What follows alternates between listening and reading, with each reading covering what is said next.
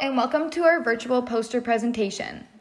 My name is Selena Ricci. And I'm Giulia Moretuzzo. And the need for our study is, during our first year university placements, we both noticed that students who participated in DPA and mindful meditation daily had a greater attention span during work periods compared to those students who did not receive these opportunities. This is both a teacher as well as a student problem, as it is important for students to remain engaged during a lesson and helpful to the teacher for students to stay on task. We are interested in developing an action research study to explore how DPA and mindful meditation can improve student engagement as well as their attention span.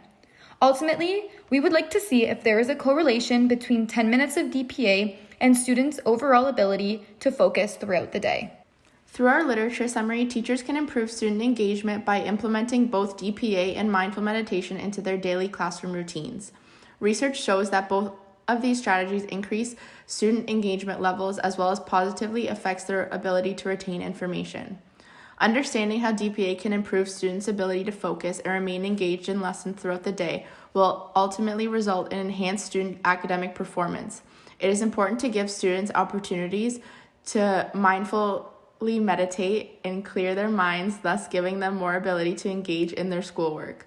Further research can help discover how successful DPA and mindful meditation are hand in hand in regards to student engagement. As we found our articles, we originally had 10 sources we believed would help support our action research question, but decided to use only 6. These sources were referenced in our annotated bibliographies. Through our intervention, we will study how student engagement is improved when DPA is implemented throughout the school day, mindful meditation is incorporated after lunch or recess. These 2 ideas are a product of what we found throughout our literature review, which focus on strategies of how to improve student engagement. These ideas were a direct product of the recommendations and findings throughout the literature review, which sought to increase student engagement.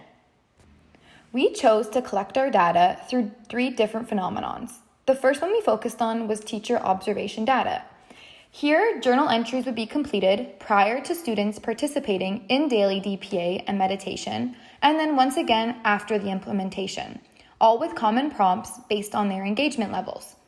Teachers would then keep an original journal entry and compare it with the final entry. At the end of the study, both would be analyzed, and it would be determined if an increase in engagement levels was evident. The next phenomenon we focused on was student questionnaires. A student questionnaire that includes 4 closed questions and 2 open questions for students to answer on DPA or mindful meditation and what they know about these activities and their impacts. Student responses would then be gathered and used in the study to better understand what students already know about DPA and mindful meditation. The same questionnaire would be given to students again at the end of the study to see how their answers have changed. The last phenomenon we would focus on is open-ended interviews. Open-ended interviews would be held with students on how they feel prior to participating in DPA and mindful meditation throughout the day. These prompts would be given based on engagement levels and their ability to focus.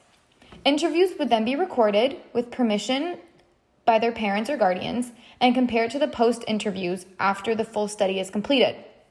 The effects of implementing DPA and mindful meditation would be examined, and it would be determined if the engagement level of these students was actually improved. When thinking about our ethical considerations, we thought about how to maintain confidentiality. How will you ensure confidentiality in your participants? In order to ensure the privacy and confidentiality are maintained for our participants, we will do this by making sure that all of the data we collect is kept in a place where no one can readily access it. Other documents that are no longer needed anymore will be shredded, and audio-visual recordings will be deleted. We will make sure that all participants in the study are not identifiable and ensure that they will remain anonymous. If needed, we will create pseudonyms for them that they can be referenced by. As our students are quite young, it is important that we gain consent from their parents or guardians. Therefore, we will create a letter seeking their permission and include guiding questions such as, why are you collecting the information? What information will be collected? How will the information be used? Who will be the audience for this information? How will the identity of individual students be protected throughout the process and in any reporting? The participants in our study are the homeroom and classroom teacher, as well as the students. We then focused on our data analysis. Student questionnaires will be completed before as well as after the implementation of DPA and mindful meditation. Once all of the questionnaires are done, the data will then be shown on a graph. The data will be displayed on specifically a double bar graph, which will be comparing the results from before and after the study. Once the open-ended interviews are completed, we will score student responses by using a teacher-designed rubric. The results of the pre- and post-assessment will be displayed. The results will also be displayed in a frequency table, along with a few brief statements explaining what the numbers represent. Our action plan timeline shows our data collection process. Through teacher journals and observation data, these journals will be collected and reviewed at the end of each month. Our student questionnaires will be collected at the beginning of the study and at the end of the study. 2 sets of specific questions, one for before and one for after.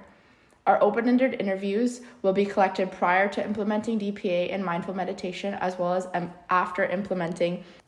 Overall, the data we collected will be used to help teachers measure student engagement levels and ability to focus in the classroom.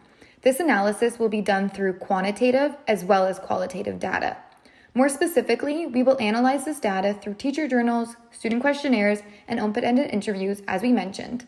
This will help teachers gain a deeper understanding of how both DPA and mindful meditation affects student engagement levels in the classroom. As future educators, we believe that designing an action research plan has given us more knowledge of teaching as well as influenced our overall teaching practice.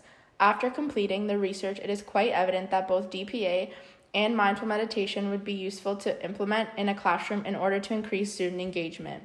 We both agreed that these strategies that we would use in our own teachings one day, as there are many benefits as stated throughout this presentation.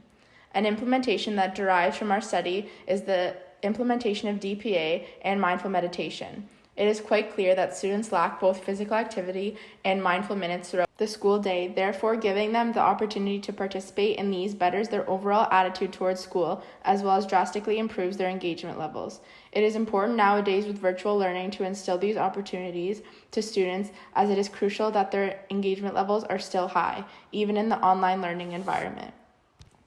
Thank you so much for listening to our virtual poster presentation and for gaining a better understanding on how teachers can integrate DPA and mindful meditation into the classroom and how this improves student engagement. Bye, thanks. See ya.